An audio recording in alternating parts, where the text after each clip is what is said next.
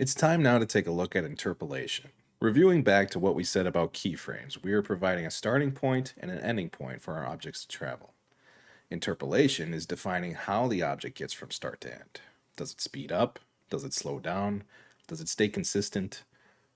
We're allowing the computer to define how it moves between our keys, and we can use the graph editor to change that definition, tell the computer to interpolate the way we really want it to go.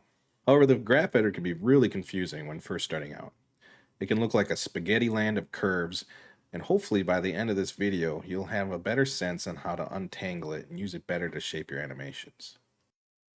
So in this example, we've already got some animation on our timeline. This cube's going from side to side and left to right. And all we need now is to open up our graph editor. So I'm going to quickly split my view, and then we're going to select the graph editor from the list of editor types. Once you have the graph editor open, you'll immediately see that we have some curves here. These curves are keyed values on the cube represented over time in frames. So on the left, we have our values going up and down, and we have time running from left to right. And as you can see, when I scrub the timeline here, in our channel boxes above, we can see how the values are going up and down across our animation. And that's what's being represented here as a curve in our graph editor. Like we do with the timeline, let's focus down and go through the sections of our graph editor and the tools that we have at our disposal. Now, just like the timeline, there's going to be a lot of information coming at you, and this might feel a bit overwhelming at first. It's important at this moment to just relax, watch this overview, and understand what tools are available for you. There's going to be plenty of time to practice and figure out what works best for your workflow. Here in the middle is our main graph editing area. This is where all of our work is going to be done as far as moving and adjusting our handles. At the top is the playhead area. At the left is our channels region. And to the right is our properties window. Now, if the properties window is closed for you, you can toggle it on and off by hitting the N key on the keyboard. Or if it's closed, you can go up here in the top right and click on this little arrow. Now, navigating the editor, it's exactly the same as the timeline. You can scrub the timeline by clicking up here in the black bar here and scrolling left and right. Or within the main editing window, we can use Shift right click. You can zoom in and out with the mouse wheel or holding Control and middle mouse button and dragging left, right, up or down. Now, the main function of the graph editor is to move our keys around, adjusting the handles and changing those handle types. Here, if we left click and drag on our handle, you can see within the cube here that it's actually adjusting our animation even though we haven't put a keyframe down. Now, another way to adjust these handles is by changing the handle type. And we can do that a couple of different ways. The first way is through our keyframe interpolation menu by hitting the T key. Now, from the list here, the three we're going to focus on the most is in this interpolation column. It's the constant, linear, and Bezier. These other types over here are a little more advanced and they're less helpful for character animation, but we'll try to experiment a bit with them later on in the course. But for now, we're going to focus on these three for the video. The other menu we'll be working out of is the keyframe handle type menu, or the V menu, which will change how the handles on our keys interpolate. For example, if I select this key here and select vector, you'll see our object in the viewport kind of hits an invisible wall when it hits this section of the animation. Now if I select these other two keys and make them vector, now it looks like the cube is ping-ponging left and right in a very linear way. Now, again, selecting and modifying the keys is very much the same as in the timeline, though there are a few tools here worth repeating because they have more advantages than they did in the timeline. Like the lasso tool. If we hold down Control and right-click around, we can use a lasso tool to select the keys or handles that we specifically want to work with at one time. A couple of other nice features is we can select an entire channel or curve based on the keys that we already have selected. If I select one key from here, from this curve, and another key from this curve, and I hit the L key, notice how the entire curve is selected now. Now maybe I want to select the keys all from a single frame in time. I can select one of these keys from a curve and hit the K key, and you'll notice all the keys in this column have now been selected. Now you'll notice in the graph editor, we're working within a 2D plane.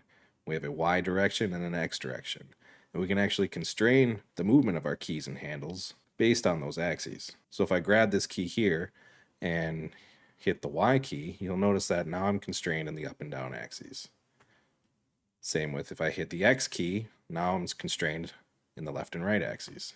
I can also do this by hitting G, and by starting to go left and right and hit the middle mouse button, you'll notice now I can be constrained in the left and right. Likewise, if I start going up and down with a key and hit middle mouse button, I'll constrain in the Y, up and down. As we go over the options in our playhead, let's start with how normalize works. Normalize will sample the highest value and lowest value in your animation and reduce or expand the curve to fit within a -1 and 1 value. To better visualize this, let's add some animation to our cube. Right now we have animation from -6 to 6 on the X translation. Now watch what happens when I add 180 degrees of rotation. Notice how far I have to zoom out in the graph editor in order to see the entire rotation curve. Then if I want to go back and adjust the translation again, I have to zoom way in just to use it. Now I'll hit normalize, and everything is within that -1 and 1 ratio. It's important to note that this is not changing the values in our channel. Even if I set the key here closer to 0 in the graph editor, the actual value on the Y rotation is closer to 90 degrees up in our channel menu. Let's take a look at an interesting quirk about normalize. If you have this auto normalize button activated, it is continually sampling the highest and lowest values of your animation. So if I take our peak key here and lower it, notice how it resampled and normalized back to a value of 1. Even though we can see in our channels up here, it clearly changed from the 180 degrees we had it set to. So be aware of this, and if you want to keep a specific normalized ratio, consider turning off the auto normalize just to cut down on the confusion. Now to the far right of the playhead, starting here, we have access to our curve filters. Toggling these on and off will help show or hide a specific type of curve. By default, we have Show Selected turned on. This way we only see the curves from the object we have selected. The next over is Show Hidden. This will show all channel curves from objects that are not visible and not selected. These two filters kind of cancel each other out because Show Hidden will show the curves whether they're selected or not, so it doesn't make much sense to have these active at the same time. The next filter to the right is to show all curves that are broken. Sometimes animation might have errors with it. That could be either from importing animation and the curves are looking for a home and can't find one, or if your animation is reliant on a script and you haven't run the script yet. This is where those channels will show up when you have this filter on. Now there are a number of other filtering methods from the drop down here. And here you can search for specific channels or by a specific collection or by other specific channel types. This button here is the ghost curve button. When a channel is active and you hit this button, a reference or a ghost curve is created to show you where the values were before editing a curve. When you no longer need that as a reference, you can hit the X here and it will remove it. The next over is where our pivot points exist. By default, it is set by the bounding box center. So if I go over here and select a few keys and start rotating or scaling, you'll notice it's based off of the center of those combined key positions. The next pivot point is by 2D cursor. I showed you briefly on how to set this earlier when we talked about scrubbing the timeline. And now notice when I hold shift and right click in the editing area, we have this crossing of the current time frame and this horizontal line here. This crosshair is our 2D cursor. So I can place it anywhere in here, and when I rotate or scale, it transforms around it. Finally, we have the individual centers. This is helpful if you want a consistent change across similar curves. For instance, if I duplicate and repeat this animation, if I wanted to make consistent changes across these two peaks, I could select both of them and then the changes would stay the same. Next to the pivot points is our snapping menu. Personally, I find the only one worth mentioning and the only one that you should really keep turned on is the snapping to frame. Without this turned on, it's possible to place keyframes on subframes. This can create some interesting, if not undesirable effects when exporting or rendering your animation. So the key thing to remember here is keep this on unless you know you don't need it on. So if you know, you'll know, and it'll be a very niche situation. And next to that, we have proportional editing options, which when we turn that on, it'll create a fall off of influence to the keys around your selection. So if I select and move the key here, notice how the keys next to it are slightly moving as well.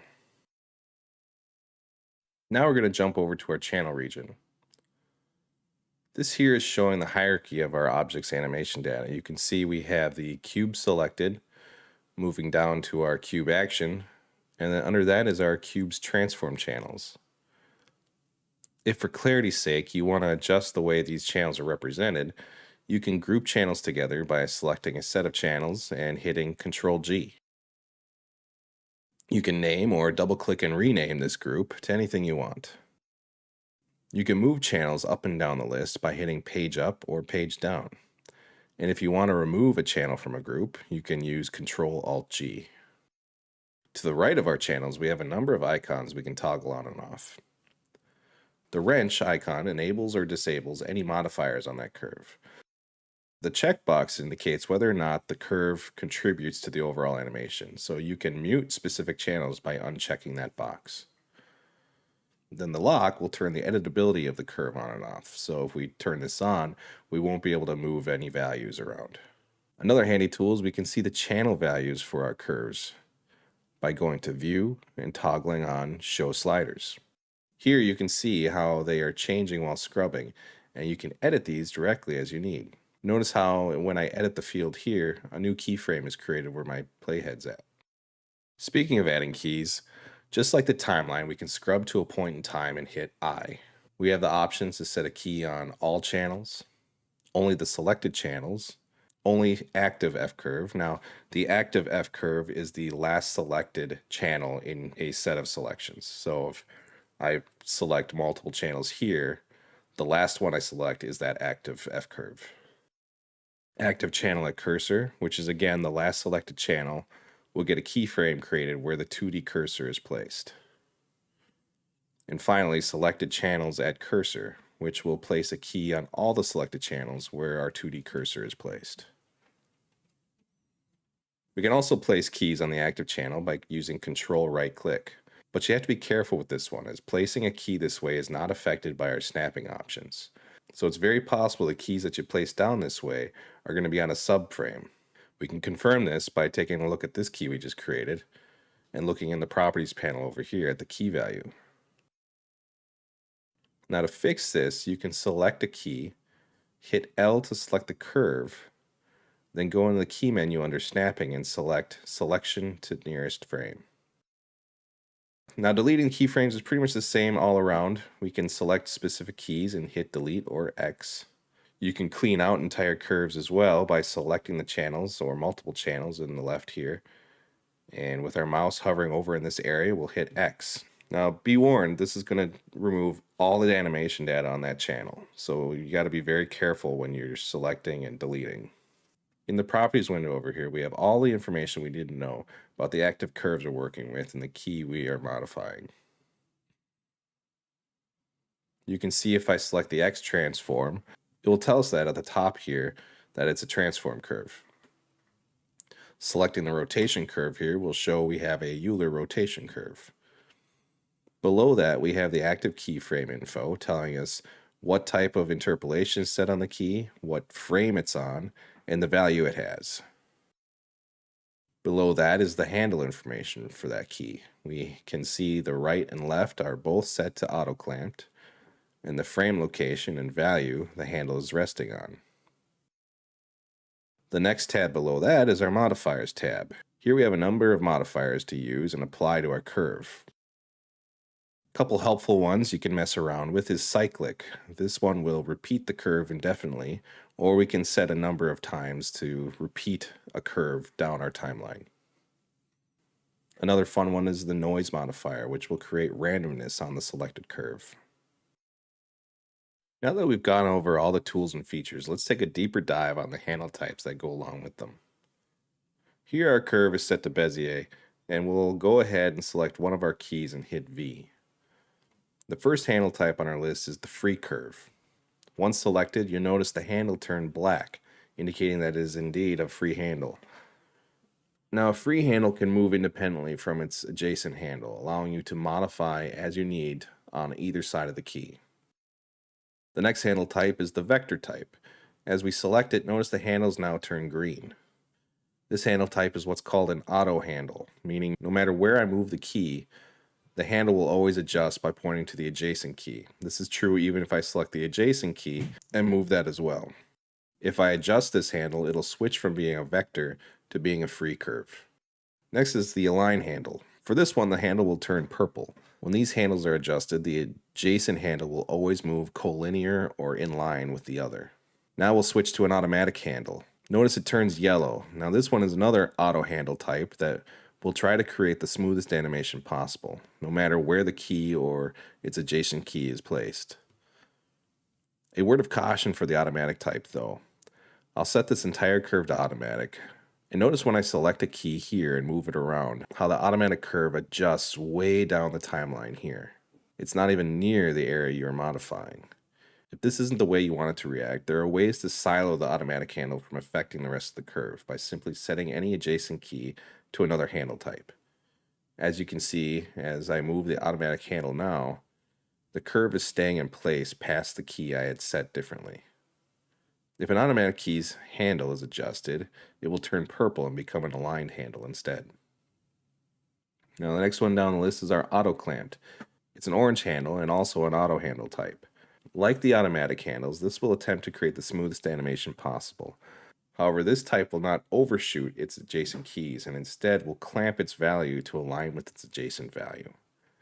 Manipulating this handle type will also turn it into a purple aligned handle. Going from a Bezier curve to the other interpolation types will turn off the key handles. So let's set our curve to linear and see what happens. And notice in linear interpolation, it will only ever connect each frame with a straight line.